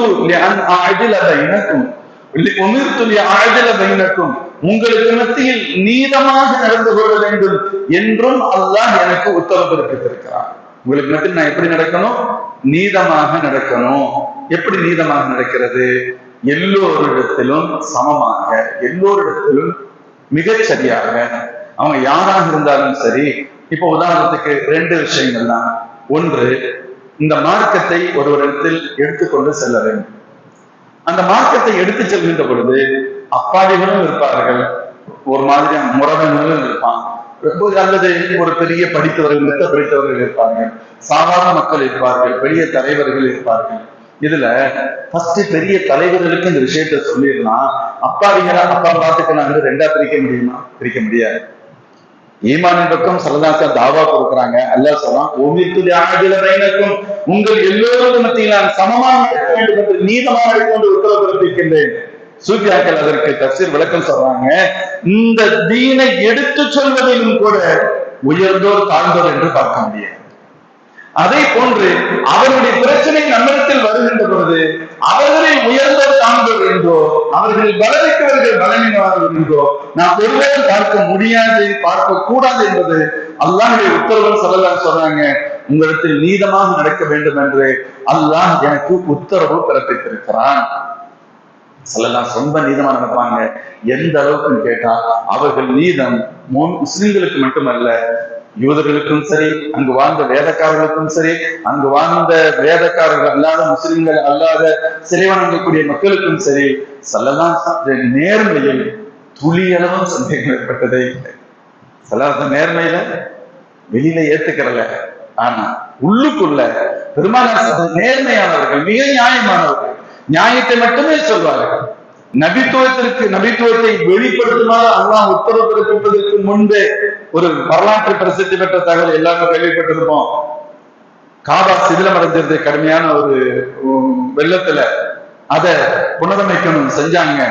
ஹஜர் அஸ்வத கல்லை எடுத்து வைக்கணும். அரபு கபீலா ஒவ்வொன்றும் சண்டை போடுறது, நான் தான் வைப்பேன், நீ தான் வைப்பேன், நாங்க தான் அந்த குடும்பம், நாங்க தான் உயர்ந்த குடும்பம், என்னதான் சொல்றாங்க. கடைசியில யாரும் விட்டு கொடுக்கறதுக்கு தயாராக இல்லை. இப்படியே விட்டா ரத்த கலரி தான் நடக்கும் போல தெரியுது. நீண்ட நேரம் இரவு போய்கிட்டே இருக்கு. அப்ப கடைசியில் அது ஒருத்தர் சொன்னாரு, எப்ப இதுக்காண்டி சண்டை போட்டுக்கிறீங்க, அப்படி போடாதீங்க, நான் ஒண்ணு சொல்றேன், நீங்க கேட்கறீங்கன்னா என்ன சொல்ல போறீங்க சொல்லுங்க. நம்ம எல்லாரும் இங்கேயே இருப்போம். இப்ப யாராவது மஸ்ஜிதுக்கு தஹஜ்ஜுத் நேரம் ஆயிடுச்சு, பிற்பகுதி நேரம், நல்லவங்க யாராவது இந்த இடத்துக்கு வரலாம், அப்படி யாரு வரணாங்களோ, யாருக்குமே நமக்கு தெரியாதுல யார் வருவாங்க, யாராவது வரலாம், யார் வர்றாங்களோ அவங்களை நம்ம நடுவரா நியமிப்போம், அவர் சொல்றதை கேட்டுக்கலாம்ப்பா அப்படின்னு சொன்னவங்க பார்த்தாங்க. ஒரு எந்த உள்நோக்கமும் இல்லாத, ஒரு சார்ந்த சிந்தனை இல்லாத, ஒரு நல்ல எண்ணத்தில் வெளிப்படுற கருத்தா தெரியுது. ஏத்துக்கிறோம், ஏத்துக்கிறாங்க. எல்லாரும் வெயிட் பண்றாங்க, எதிர்பார்க்கிறாங்க, யார் வரப்பாங்க, யாருமே காணும். தூரத்துல ஒரு உருவம் தெரிகிறது, யாரோ ஒருத்தர் வர்றாங்க. எல்லாருடைய பார்வை அங்க இருக்கிற யாருன்னு தெரியல, ஒரு ஆள் வர்றது மட்டும் தெரியுது, யாருன்னு ஐடென்டிஃபை பண்ண முடியாது. கிட்டத்துல வந்தாங்க. முஹம்மது ஸல்லல்லாஹு அலைஹி வஸல்லம் வர்றாங்க. எல்லோருக்கும் சந்தோஷம் ஏற்பட்டது. சில சமயத்துல ஆஹா என்னடா இவன் வந்துட்டான், இது என்ன ஆகும், அவங்களுக்கு சாதகமாக போயிடும், அல்லது நான் நினைப்பேன் எனக்கு சாதகமா வந்துடும். எவரும் கொஞ்சம் கூட அவனுடைய துளியலும் மனசுல நெருடல், வருத்தம், உறுத்தல் எதுவுமே இல்லை. இவங்க வர்றாங்க, நீதமாகத்தான் இருக்கு. ஸல்லல்லாஹு அலைஹி வஸல்லம் தங்களோட வாழ்நாள் முழுக்க நீதத்தை 100% அப்படியே கடைபிடித்தவர்கள் அல்லாஹ்வின் திருத்தூதர் ஸல்லல்லாஹு அலைஹி வஸல்லம் அவர்கள். அதனால அப்போ நீதமாக நடப்பது, ஸல்லல்லாஹு சொன்னா முந்திய அழிந்து போனதற்கான காரணம் என்னவென்று சொன்னார், அவர்கள் உயர்ந்தோருக்கு ஒரு சட்டம், தாழ்ந்தோருக்கு ஒரு சட்டம் என்று இரட்டை நிலையை கடைபிடித்தார்கள். இன்னைக்கு நம்ம பார்ப்போம், வசதியானவர்கள் அவருக்கு ஒரு சட்டம், அவரை அட்ஜஸ்ட் பண்ணுவோம், பஞ்சாயத்துல அட்ஜஸ்ட் பண்றது, சாதாரண ஏறுறது. நீ அல்லாஹ் இடத்துல போய் பதில் சொல்லணும், அவனுக்கு அடி விழுதோ இல்லையோ, பிரச்சனை பண்ணி சண்டை போட்டுட்டு வந்தவனுக்கு தண்டனை அடிக்கிறதோ இல்லையோ, நடுவராக இருக்கிற ஃபர்ஸ்ட் நாக்காளி அல்லாஹ்வுடைய பார்வை. நீ யாருக்கு பயப்படணும், யாருக்கு நீ என்ன அவசியம் இருக்கு? உங்களை பொறுத்தவரை சப்ஜெக்ட், மேட்ரு, பிரச்சனை என்ன, அதற்கான ஆதாரங்கள் என்ன, அதற்கான சாட்சியங்கள் என்ன, நீங்க அல்லாஹ்வுக்காக நீங்க இஹ்லாஸோடு இருங்க, அந்த விஷயங்களை வாங்குங்க. எதை அல்லாஹ் மனசுல சனி போடுறாங்க அந்த தீர்ப்பை சொல்லுங்க. அதுதான் உங்களுக்கான பணியை தவிர இவருக்கு சொல்றதுக்கு நம்ம என்னெல்லாம் கிடைக்கும், அல்லது இவருக்கு சாதகங்களுக்கு என்னெல்லாம் கிடைக்கும், எப்போ உன் மனசுல அந்த எண்ணம் வந்துச்சோ நீ அந்த சீட்டுக்கு அன்பிட், துளியளவும் தகுதி இல்லாத. ஸல்லல்லாஹு அலைஹி வஸல்லம் ஒரு கட்டத்தில் நம்ம ஏற்றுக்கொள்ளவில்லை, எந்த கட்டத்திலும் சரி, எந்த கட்டத்திலும். அதனாலதான் ஒரு பெண் ஒரு பிரசித்தி பெற்ற வரலாறு கேள்விப்பட்டிருப்போம். ஒரு பெண் திருடிட்டாங்க, அப்போ ஸல்லல்லாஹு அலைஹி வஸல்லம் அந்த தகவல் சொல்லப்பட்டது. அந்த நேரத்தில் உண்டான சட்டத்தின் அடிப்படையில் என்ன சொன்னாங்க, இவங்களுக்கு கையை வெட்டணும். அப்போ முழிக்கிறாங்க. ஆரம்ப காலகட்டத்தில் இஸ்லாத்திலே தொடக்கம் யார் பிரச்சனை கேட்டா ரொம்ப பெரிய குடும்பத்தை சார்ந்தவர், மஹ்சூமியாத்திலே சார்ந்தவர், இவங்களுக்கு எப்படி இப்படிலாம் செய்ய முடியும் அப்படிங்கிற மாதிரி. அப்ப யாராவது பெருமானார்ட்ட சொல்லி கொஞ்சம் தண்டனையை அட்ஜஸ்ட் பண்ண முடியுமா? அப்பாவிகள் ஆரம்ப காலம் யோசிக்கிறாங்க. அப்ப கஷ்டப்பட்டு ஒருத்தரை ரொம்ப சிரமப்பட்டு ரெடி பண்ணி அப்படி நம்ம அனுப்புவோம்ல, யாராவது பேசுறதுக்கு ஒருத்தரை குர்பானி ஆக்குறது, அதே மாதிரி ஒருத்தர் போனோம். ஸல்லல்லாஹு கடிந்து கொண்டார். எது விஷயத்தில் என்னிடத்தில் பேச வருகின்றீர்கள்? அல்லாஹ்வுடைய ஹுக்மில் நீங்கள் சமரசம் செய்து கொள்ள விரும்புகின்றீர்களா? அப்பதான் சொன்னாங்க, லவ் அன்ன ஃபாத்திமா பின்த் முஹம்மது அவர்களின் மகளார் ஃபாத்திமா தவறை செய்தாலும் தண்டிப்பேனை தவிர அட்ஜஸ்ட் பண்ண மாட்டேன். அங்கே கூட சொல்ல வார்த்தைக்கு கூட நம்ம சிலவர் தெரியாம தர்ஜுமா பண்ணுவாங்க, என் மகள் ஃபாத்திமா தவறு செய்தாலும் சல்லல்லாஹு என் மகள் சொல்லவே இல்லை, முஹம்மது அவர்களின் மகளார்னு சொன்னாங்க. என்ன கருத்துன்னு கேட்டா, பிரச்சனைகள் உங்களிடத்தில் வருகின்ற பொழுது உங்களுக்கும் அவர்களுக்கு மத்தியான உறவு நெருக்கம் எதுவும் தேவையில்லை, நட்பு தேவையில்லை. இது என் நண்பரின் பிரச்சனை, இது எனது உறவினரின் பிரச்சனை, இது என் அண்டை வீட்டாரின் பிரச்சனை, இதுவெல்லாம் ஒரு அவசியமும் இல்லை. நீ பிரச்சனையை மட்டும் பாரு, அவர் யார் என்பதை நீ பார்க்க வேணாம். அப்படித்தான் பார்ப்பேன்னு சொன்னா அந்த சீட்ல உட்கார வேணும், தேவையே. ஸல்லல்லாஹு எச்சரித்தார்கள். முந்தைய சமுதாயம் அழிந்து கொண்டதற்கான மிக முக்கிய காரணங்கள் இது ஒன்று. முஃமின்களே, இதுல இன்னொரு தகவல் இருக்கு. அல்லாஹ் ஜல்ல ஷானுஹு ரெண்டு விஷயத்தை சொல்றான். வகுல் ஆமன்து பிமா அன்ஸலல்லாஹு மின் கிதாப், அல்லாஹ் இறக்கி வைத்த அந்த வேதங்களை நான் அப்படி ஈமான் கொண்டேன். ஒன்று ரப்பு கொடுத்தவைகள் அனைத்தையும் உள்ளத்தான் முழுமையாக நம்புகிறது. இன்னொன்று நான் நீதமாக நடக்க வேண்டும் என்று ஒரு உத்தரவு கேட்டிருக்கிறேன், செயல் வடிவத்திலும் அவைகளை கொண்டு வர வேண்டும் என்ற அர்த்தம். உள்ளத்தில் இருக்கக்கூடிய நம்பிக்கையும் ஸ்ட்ராங்கானதாக இருக்கணும். அந்த நம்பிக்கையின் அடிப்படையில் ஒரு மூமின் செய்யக்கூடிய காரியங்களிலும் இறையச்சமும் ஈமானும் அல்லாஹ்வுடைய பயமும் தக்வாவும் வெளிப்பட வேண்டும் என்பதை அல்லாஹ் இந்த இரண்டு வசனங்களில் சூசகமாக சொல்கிறான் என்று பெரியவர்கள் சொல்றார். தாவூத் அலைஹிஸ்ஸலாம் அவருடைய ஒரு அறிவிப்பு ஒன்று வரும். அவன் சொன்ன அதனாலதான் மார்க்கத்தினுடைய காரியங்களை முறையாக பின்பற்றுகின்ற பொழுது அல்லாஹ்வுடைய உதவி எப்படி கிடைக்கும் அப்படிங்கறது சொல்ல வரும். ஒண்ணு ஏற்று இன்னைக்கு நம்மளும் ஏற்றுக்கிறோம், அல்லாஹ்வுடைய கலாமைப்பா இதெல்லாம் ஏற்றுக்கிறோம். அந்த கலாமைப்பா சொல்றது கேளு கஷ்டமா இருக்கு, எப்படி இருக்க முடியும்? ஈமானா இருக்கணும், நீதமாக நடக்கும். நீதமா நடக்கும்னு சொன்னா அந்த உத்தரவுக்கு நீ கட்டுப்பட்டா நீதமா இருக்கிறீங்க அர்த்தம், இல்லைன்னா அது எப்படி நீதம் சொல்ல முடியும்? தாவூத் அலைஹிஸ்ஸலாம் சொன்னாங்க, மூன்று பண்புகள் ஒருவரிடத்தில் இருந்தால் அவன் வெற்றியான். மூன்று பண்புகள் ஒரு இடத்தில் இருந்தால் அவன் வெற்றியான். ஒன்று அல் கஸ்துனா, வசதியாக இருக்கின்ற பொழுதும் அல்லது வசதி இல்லாமல் இருக்கின்ற பொழுதும் நடுநிலையாக நடந்து கொள்கிறார்.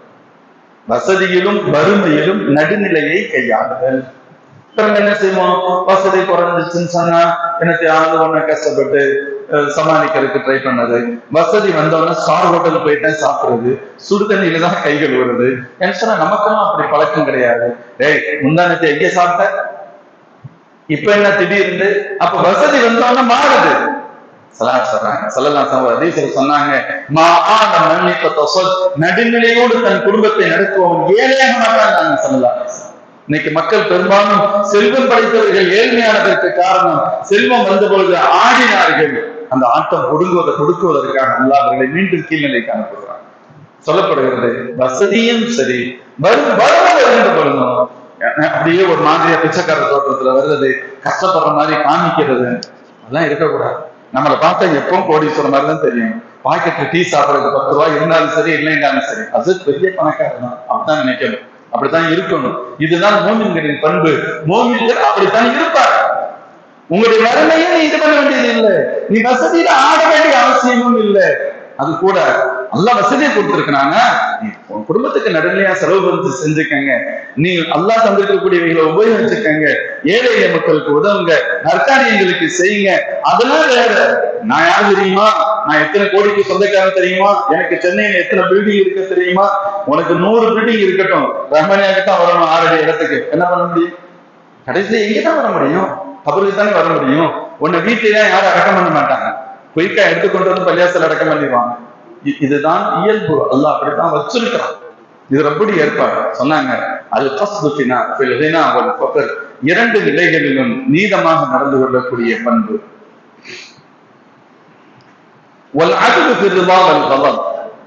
திருப்தியின் மனநிலையிலும் அதிருப்தியாக இருக்கின்ற பொழுது நீதமாக நடக்கும். திருப்தியான நிலை. ஒருத்தர் மீது ரொம்ப சந்தோஷமா இருக்கிறோம், ஒருத்தர் மீது கோபத்துல இருக்கிறோம். கோபமா இருக்கின்ற பொழுது ஒரு நிலை, சந்தோஷமா இருக்கின்ற பொழுது மாற்றம். இப்படி நீங்க இருக்காதீங்க. நியாயம் என்பது ஒன்றுதான், நியாயம் ஒண்ணுதான். இப்ப நமக்கு பிடித்தமான ஆள் ஒரு தப்பு பண்ணிட்டா அது தப்புன்னே தெரியாது. நமக்கு பிடிக்காத ஆள் ஒரு சின்ன தப்பு பண்ணிட்டாலும் பெருசா தெரியும். பெருசா இயல்பு. 500 ரூபாய் ஒரு சொல்லுவாங்க, நீ திருப்தி கண்கொண்டு பார்த்தால் உனக்கு எந்த குறையும் தெரிவதில்லை, நீ கோபப்பாடுகளை பார்த்தால் குறையில்லாதது கூட உனக்கு குறையாக தெரிகிறது என்று ஒரு கவிதை சொல். அந்த பார்வை, அந்த கண்ணில் ஏற்படக்கூடிய நிலை சொல்லலாம். சொல்றாங்க, ஒருவருக்கு உங்கள் மீது திருப்தி சந்தோஷம் இருக்கிற, நீங்க ரொம்ப திருப்தியான நபர் தான், அவர் தப்பு பண்ணி இருக்கிற, நீங்க அட்ஜஸ்ட் பண்ண முடியுமா? அட்ஜஸ்ட் பண்ண முடியாது. உங்களுக்கு ஒரு கோபத்திற்கு நபர் தான், ஆனால் அவரிடத்தில் நியாயம் இருக்கிறது. உன்னுடைய கோபத்திற்காக அவர்களுக்கு நியாயம் செலுத்தாமல் இருக்க முடியுமா? எனக்கு ஒருத்தன் அறவே பிடிக்காது, 2 பேர் பிரச்சனை, 2 பேர்த்துல இவனுக்கு நியாயம் இருக்கு, ஆனா இவன் எனக்கு பிடிக்காத ஆள், அவன்கிட்ட நீதம் இல்லாம நடக்க முடியுமா? சொல்றாங்க, திருப்தியான மனநிலையிலும் அல்லது ஒருவரும் உங்கள் அதிருப்தியான சூழலிலும் கூட நீதமாக நடந்து கொள்ள. மேலும் சொன்னாங்க, வெளிப்படையிலும் சரி அந்தரங்கத்திலும் சரி அல்லாஹ்விடம். வெளிப்படையா இருக்கும்போது இறைச்சி இருக்கிற மாதிரி காமிச்சுக்கிடுவோம், எல்லாம் சுத்தி வித்தியும் பார்த்துட்டு யாருமே இல்லையா, எந்த சிசிடிவி கேமரா ஒன்றும் இல்லை, நம்ம வேலையை ஆரம்பி தப்பு பண்ண ஆரம்பிக்கும். இப்ப என்ன ஆகும்? ஒரு கட்டத்துல அல்லாஹ்வுடைய பயம் இருக்கிற மாதிரி ஒரு தோற்றம், அதுக்கு பேர் போலித்தனம், ஏமாற்றம். நீங்கள் உங்களுடைய வெளித்தன்மையிலும் சரி, நீங்க வெளிப்படையா இருக்கும்போதுதான் அல்லாஹ்வுடைய பயம் இருக்கணும். நீங்க தனியா வீட்டுல இருக்கிறீங்க, தனியா அறைக்குள்ள இருக்கிறீங்க, யாருமே இல்லை, யாரும் பார்க்கல, அப்பொழுதும் எப்படித்தான் இருக்க வேண்டும்? அல்லாஹ்வுடைய பயம் இருக்கணும். என் ரப்பு என்னை பார்க்கிறான் என்ற உணர்வு, என் ரப்பு என்னை பார்க்கிறான், நான் ரப்புடைய கண்காணிப்பில் இருக்கின்றேன் என்ற சிந்தனையில் இருக்க வேண்டும் என சொல்லப்படுகிறது. இன்னும் பல்வேறு விஷயங்களை ஹஸரத் தாவூத் அலைஹிஸ்ஸலாம் அவர்கள் சொல்வதாக இன்ஷா அல்லாஹ் ஒரு நீண்டமான ஹதீஸ் வருகின்ற வாரம் அதை பார்க்கலாம். மொத்தத்தில் இந்த வசனங்கள் அல்லாஹ் சொல்றாங்க, அல்லாஹ் ஒரு இஷாரத் செய்யறான், ஒரு மோமினுடைய அகீதாவும் ஸ்ட்ராங்கா இருக்கணும். அதனால்தான் ஈமான் வேதங்களின் அப்படி ஈமான் கொண்டேன் என்று சொல்லுங்க. ஈமான் மட்டுமல்ல, அந்த ஈமானின் அடிப்படையில் அவனது செயல்களும் தரமிக்கதாக மிகச் சரியானதாக அமைய வேண்டும். உங்களுக்கு மத்தியில் நீதமாக நடக்க வேண்டும் நான் உத்தரவு வசனத்தின் வழியாக நியாயமாக நடப்பது எவ்வளவு அவசியம் என்பதை அல்லாஹ் குறிப்பிடுகிறாங்க என்று சொல்லப்படுகிறது. இன்னும் ஒரு தகவலை சொல்றேன். ஹஸரத் தாவூத் அலைஹிஸ்ஸலாம் சொல்றாங்க, ஸலாத்து மன்குன்ன ஃபீஹி அகிலக, 3 காரியங்கள் ஒரு இடத்தில் இருந்தால் அவன் அழிவு உறுதி. ஷுஹம் முதாஹ், மிக மோசமான சுயநலம், கஞ்சத்தனம் சொல்லுவாங்க, கஞ்சத்தனத்திலும் உச்சம் சுயநலம். வஹவம் முத்தபா, அவனுடைய மோசமான மனோ இச்சை. வயஹ்ஜாபுல் பரீ மின் நஃப்ஸி, தற்பெருமை. இந்த 3 இருந்தா முத்திய சுயநலம், ஒரே எப்பவுமே சுயநலம் தான். அவன் இன்னொருத்தருக்கு கொடுக்க சொல்றான்னு அவனோட ஒருத்தன் தொடர்புள்ளவனா இருப்பான், அவனுக்கு தான் கொடுக்க சொல்றான்.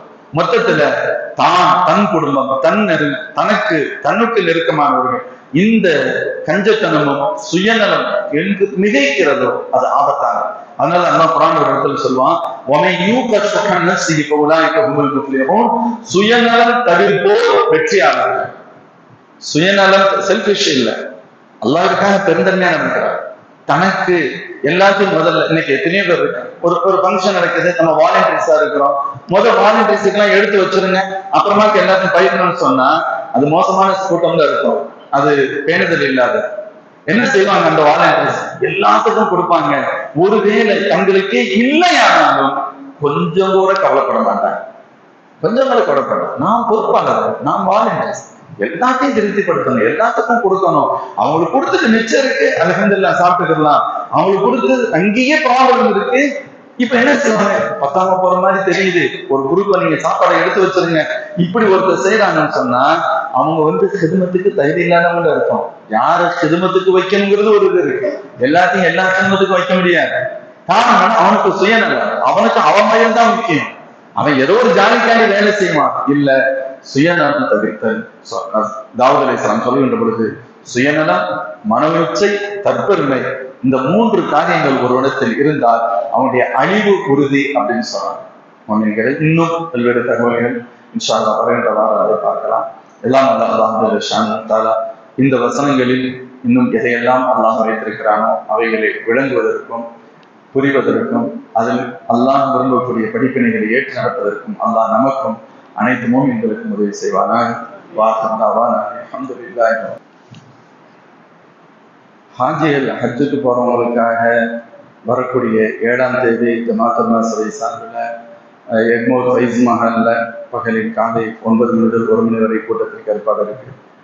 அதே போல வரக்கூடிய 11ஆம் தேதி, நாளைக்கு சனிக்கிழமை, அடுத்த சனிக்கிழமை நமது பில்லத் பைத்துல் சார்பாக எப்பொழுது நடத்துவது வந்து 11ஆம் தேதி ஜமாலியா அருகில் ஒயிட் கோல்டு மாண்டஸ்ரி ஸ்கூல் இருக்கு. ஜமாலியா பஸ் ஸ்டாப்பை ஒட்டி பக்கத்திலேயே வருஷம் அங்கே தான் நடத்துவோம்.